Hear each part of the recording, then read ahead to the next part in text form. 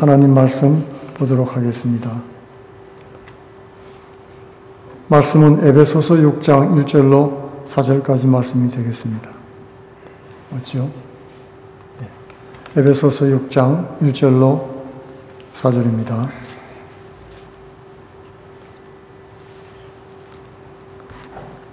봉독하겠습니다. 자녀들아 너희 부모를 주 안에서 순종하라. 이것이 옳으니라. 내 아버지와 어머니를 공경하라. 이것이 약속 있는 첫 계명이니 이는 내가 잘되고 땅에서 장수하리라.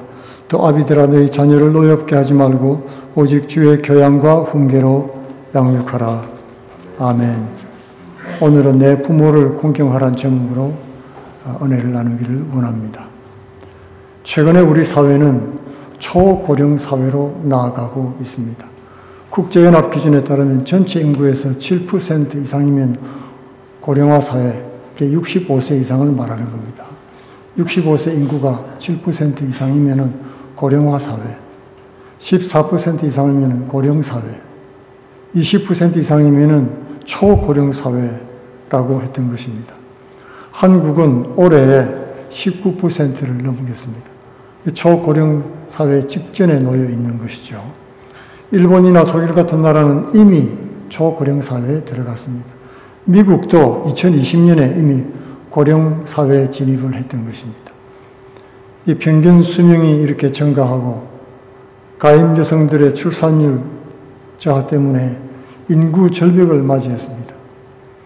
일하는 젊은이들이 숫자가 줄어들었기 때문에 전 세계적으로 사회 보장과 노후 복지가 사회 문제로 떠오르게 된 것입니다. 또 이런 경제적인 문제 외에도 소외된 대인 관계가 사회적인 문제가 되고 있습니다. 특히 변화된 가족 관계들로 인해서 부모와 자녀가 함께하던 그런 가정의 개념들이 무너지고 해체되고 있는 것입니다. 자녀들이 성장하면 당연히 가정에서 독립해 나가죠.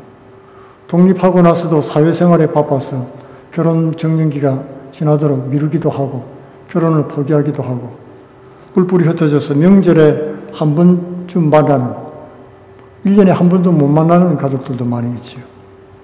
그러니 부모 자식 간에도 자연히 소원해지는 경우가 많은 것입니다. 그러나 성경은 여전히 우리에게 부모를 공경하라고 가르치고 있는 것입니다. 아무리 사회가 변화한다고 해도 창조주의 창조 원리는 변할 수가 없는 것입니다. 우리 시대 못지않게 아주 빠른 사회적인 변화를 경험했던 시대가 있었습니다. 그것은 바로 예수님이 계셨던 1세기 로마 제국 시대였습니다. 로마 제국은 그 당시에 전 세계를 정복하면서 팍스 로마나의 식민지 문화를 퍼뜨렸습니다. 이런 개방적인 문화를 가진 로마 문화는 당시의 기존 전통 윤리를 무너뜨리고 가정의 붕괴를 가져왔던 것입니다. 이런 시대의 사도 바울은 에베소 성도들에게 무엇보다 가정을 지키고 바로 세우라고 가르쳤던 것입니다. 에베소는 소아시아 지역에서도 가장 로마적인 도시였습니다. 특히 바울은 에베소서 6장에서 그리스도인들에게 있어서 부모 공경은 약속 있는 첫 계명이다. 그렇게 가르쳤던 것입니다.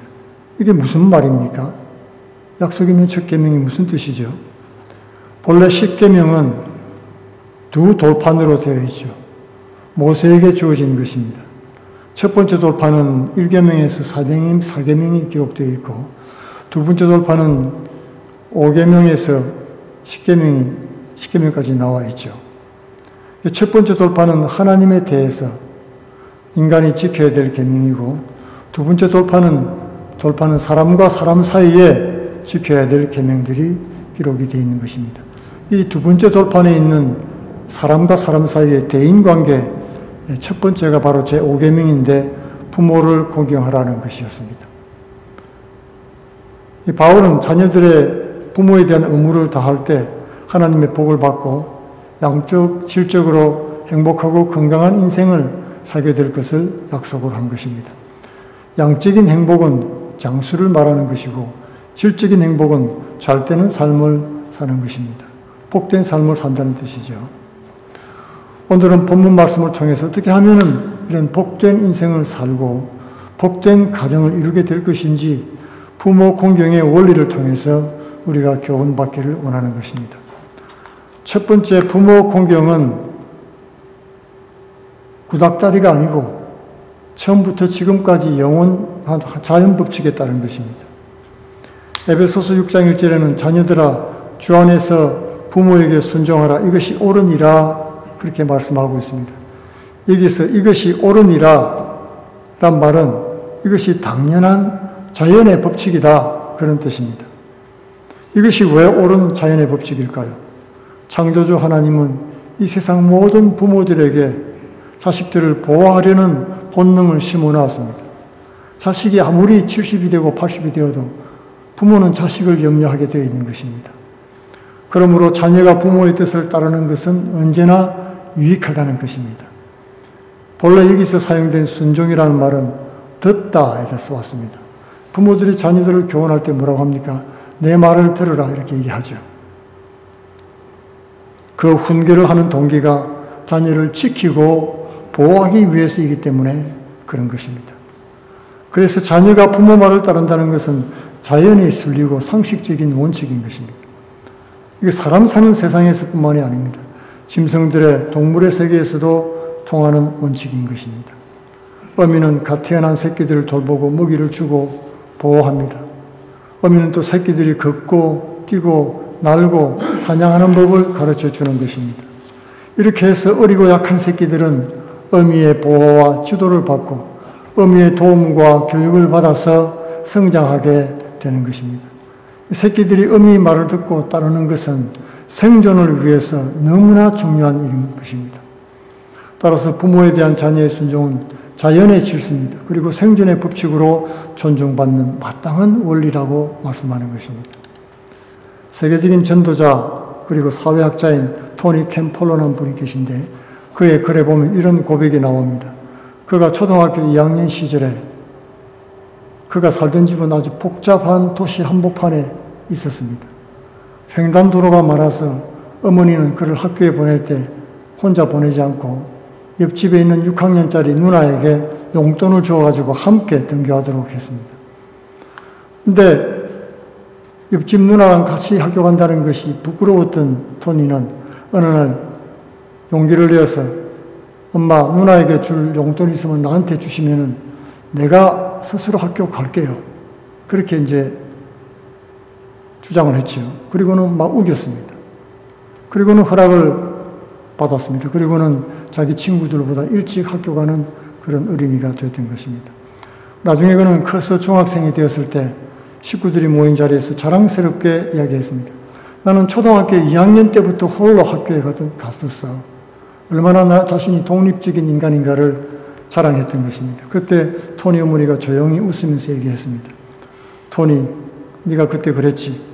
혼자 학교 가겠다고 독립선언하고 용돈도 없고 했으니 얼마나 기분이 좋았겠니. 그러나 사실은 토니야, 나는 그날부터 2년 동안 날마다 내 뒤를 따라다녔단다. 학교를 나설 때마다 숨고 너를 따라다녔고 학교가 마칠 때가 되면 학교 기둥위에서 기다리고 있다가 너 뒤를 따라왔었다. 혹시 내가 엄마가 필요한 그런 상황이 될까 해서 따라왔단다. 그렇게 대답을 했던 것입니다. 이것이 바로 부모의 사랑인 것입니다. 어린 자녀를 홀로 두는 부모는 없지요. 이런 사랑을 알고 이해하는 인생이면 부모에게 순종하는 것이 마땅하고 당연한 일이라고 하는 것을 깨닫게 되는 것입니다. 둘째로 공경이라는 것은 부모의 가치를 인정해주고 존중하는 것입니다. 에베소서 6장 2절에는 내 아버지와 어머니를 공경하라. 이것은 약속이 있는 첫 계명이다 라고 했습니다. 이것은 자연 법칙일 뿐만 아니라 하나님의 계명이고 신의 법칙이라고 강조하고 있는 것입니다. 왜 이렇게 강조하고 있을까요? 본문에는 두 가지 이유가 나와 있습니다. 그 하나는 이 명령이 우리의 행복을 위한 하나님의 특별한 배려라고 하는 것입니다. 본문에는 약속이 있는 계명이다 그렇게 말씀하고 있죠. 다른 계명에는 없는데 이 계명에만 있는 축복된 약속이라는 것입니다. 출애굽기 20장 12절에는 내 부모를 공경하라. 그리하면 내 하나님 여호와가 내게 준 땅에서 내 생명이 길리라. 그렇게 말씀했던 것입니다. 어드밴티지가 있다는 얘기죠. 에베소 6장 3절에서는 이로써 내가 잘되고 땅에서 장수하리라 했습니다. 그렇게 부모에게 효도하고 공경하는 것이 우리에게 유익이 되고 행복한 삶이 찾아온다는 것을 말해주는 것입니다. 이 말씀은 효도하면 자동으로 장수한다 그런 뜻은 아닙니다. 장수라고 하는 것은 상대적인 의미가 있습니다. 절대적으로 비교할 수 없습니다. 누구보다 몇 년 더 오래 살았다 그런 뜻이 아니라는 것입니다. 부모와 복된 관계를 맺고 사는 사람은 행복의 질과 양에 있어서 그렇지 못한 사람들과는 비교도 할 수 없는 그런 삶을 산다고 하는 것을 약속해 주는 것입니다. 효도하고 살고 부모와 좋은 관계를 맺고 사는 사람은 질과 양에 있어서 참 복된 삶을 살도록 허락해 주신다고 약속하신 것입니다. 두 번째로는 자연 법칙으로서 순종과 하나님 법칙으로 공경하는 데는 차이가 있다는 것입니다. 정말 이 계명이 축복이 되려고 하면 부모의 말을 마지못해서 따르는 것이 아니라 부모의 존재 그 자체를 소중하게 여기는 공경하는 마음이 있어야 된다는 것입니다. 여기서 공경이라는 히브리어 말은 카베스라는 말인데 무겁다 그런 뜻입니다. 또 무게를 두다 그런 뜻이기도 합니다. 그렇기 때문에 그 의미는 부모에게 가치를 두다, 부모의 가치를 존중하다 그런 뜻인 것입니다. 이 말은 인간적인 윤리 수준을 넘어서 마음으로 부모를 소중히 여기를 그런 태도를 가르치고 있는 것입니다. 부모는 우리가 이 세상에 태어나서 경험하는 첫 번째 인간관계지요. 그래서 그들에 대한 바른 관계를 통해서 모든 다른 사람에 대한 그런 대인관계를 배우게 되는 것입니다. 뿐만 아니라 또 하나님에 대한 바른 관계를 학습하게 되는 것입니다. 하나님은 사랑이시단 말을 부모님의 사랑, 아버지의 사랑을 통해 배우는데 아버지가 폭군이었던 그런 자녀들은 하나님이 사랑이신 것을 실감하기 어렵겠지요. 이렇게 부모의 대인관계는 바로 이웃과 하나님과의 관계에서도 영향을 미친다고 하는 것입니다. 오늘날 대부분 사람들과의 관계에서 어려움을 겪는다든지 하나님을 온전히 믿지 못하는 그런 경우를 보면 부모와의 관계에서 치료되지 못한 내면에 깊은 상처가 있는 것을 볼 수가 있습니다. 그렇다면 나 자신을 위해서라도 이제 부모님을 이해하고 용서함을 통해서 진정으로 존중하고 사랑하는 삶을 살아야 하겠습니다. 이런 뜻에서 부모의 가치를 소중히 여긴다는 것은 효도한다는 뜻이지요. 최소한 부모님 앞에서 부끄러움 없는 인생을 산다는 뜻이 되는 것입니다. 세 번째로는 부모는 하나님의 대리자이기 때문에 그렇습니다.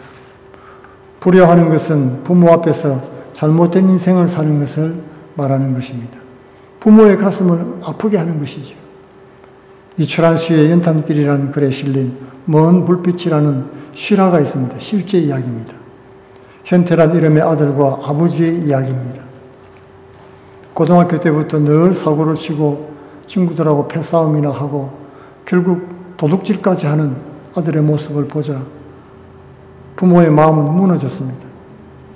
막무가내로 말을 듣지 않는데 언젠가는 교도소에 들어가서 인생이 끝나고 말 것이라는 그런 위태한 모습을 보고 마지막으로 아버지는 충격요법을 쓰기로 결심을 했습니다. 아들이 교도소 가는 것만큼은 막아야 되겠다. 그런 마음이 들자 자신이 교도소를 먼저 가기로 했습니다.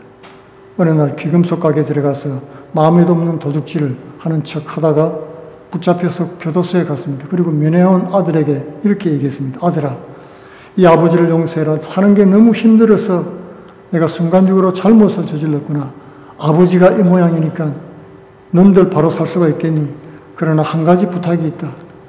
나에게 한 가지 소망이 있는데 너만이라도 이런 데 기웃거려서는 안 된다. 교도소는 인간을 아주 처참하게 만드는 곳이란다. 도둑질을 하면은 실제로 감옥에 간다는 사실을 눈으로 보여준 것입니다. 아버지가 감옥에 들어가서 죄수옷을 입고 있는 모습을 보자 실감이 나죠. 야, 죄 짓고 죄악을 저지르면 결국 벌을 받고 이렇게 되는 인생이 풀리는구나 알게 된 것입니다. 아버지를 면회하고 나오는데 어머니는 아들을 붙들고 통곡을 했습니다. 아들아, 내게 할 말이 있다. 내 아버지는 도둑질하지 않았어. 내 아버지는 도둑질할 그런 분이 아니란다. 절대로 그런 분이 아닌데 너 때문에 일부러 그렇게 하신 거야. 교도소가 사람이 갈 곳이 아니라는 것을 내게 보여주기 위해서 생때 같은 내가 젊은 날을 다 감옥에서 보낼까 봐 내가 갈 곳을 미리 가셔서 내가 오는 길을 막으려고 그랬던 거야. 아들은 큰 충격을 받았습니다. 아버지의 희생으로 이 아들 형태는 이날부터 바뀌었습니다. 새 삶을 살기로 결단한 것입니다. 검정고시를 치르고 전문대학에 진학해서 새 인생을 살아갔습니다. 이야기 끝은 이렇게 마무리합니다. 아버지는 아들을 위해서 스스로 어둠이 되었다. 빛을 거부했던 아들의 어둠 속으로 들어와서 끝내는 그리치고 말 그의 인생 앞에서 불빛 하나를 밝혀주었다. 어두운 밤바다 같은 인생에 표류할 때마다 두고두고 바라볼 먼 불빛인 아버지. 우리에게는 또 한 분의 아버지가 계십니다. 하늘에 계신 하나님 아버지지요. 우리를 낳아주신 창조주 하나님 아버지십니다. 그 하늘 아버지도 그 자녀들이 범죄하고 지옥 가는 것을 막으려고 스스로 십자가에 못 박혔습니다. 스스로 어두운 세상에 들어와서 생명의 빛을 비춰주었던 것입니다. 부모님의 사랑은 비록 연약합니다. 그러나 하나님의 사랑을 대리하는 작은 불빛들인 것입니다. 종교개혁자 마틴 루터는 부모들은 이 세상에서 하나님의 대리자들이라고 가르쳤습니다. 오늘 예수 그리스도의 십자가를 통해서 조건 없는 희생이 뭔지 알게 하신 하나님 아버지께서 내 부모를 공경하라고 말씀했습니다. 예수님은 하나님 아버지의 뜻을 행하는 자가 내 어미요 형제 자매라고 했습니다. 그리스도 안에서 부모되고 자녀되고 형제되고 자매된 지체들을 공경하고 사랑하는 복된 성도들 다 되시기를 예수 그리스도 이름으로 축원드리겠습니다. 같이 기도하겠습니다. 고마우신 아버지 하나님, 연약한 우리들을 하나님 자녀 삼아주시며 구원해 주신 아버지, 그 놀라운 사랑을 감사드립니다. 우리도 그리스도 안에서 부모 자녀가 되며 형제 자매 되게 하시고 서로 사랑하며 섬기게 하여 주시니 감사합니다. 하나님의 놀라운 사랑을 이 세상에 전파하는 복된 삶을 사는 주의 성도들 다 되게 하여 주옵소서. 예수님 이름으로 기도하옵나이다. 아멘.